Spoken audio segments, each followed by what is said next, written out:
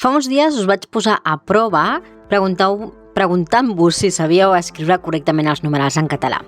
Molts vau fer perfecte i d'altres em vau confessar que us costava una mica i que no recordàveu com fer-ho.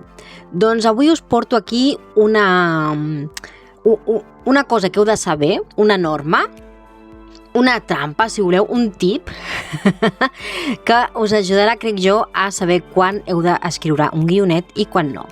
I aquesta norma o aquesta trampeta s'anomena DUC, tal com ho veieu escrit aquí, D-U-C.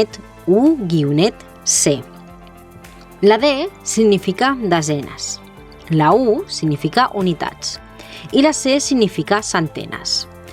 Què vol dir això? Doncs és un codi i és molt fàcil.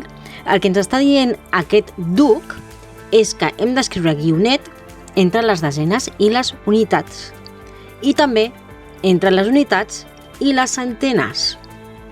D'aquesta manera, si vols escriure 84, ho hauràs d'escriure així, un guió entre la desena i la unitat.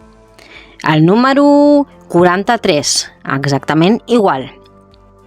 El número 700, guió entre la centena i la unitat.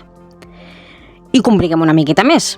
El número 852, guionet entre la centena i la unitat i també entre la desena i la unitat. Així que ja saps, la propera vegada que dubtis a l'hora d'escriure un numeral, recorda la norma DUC.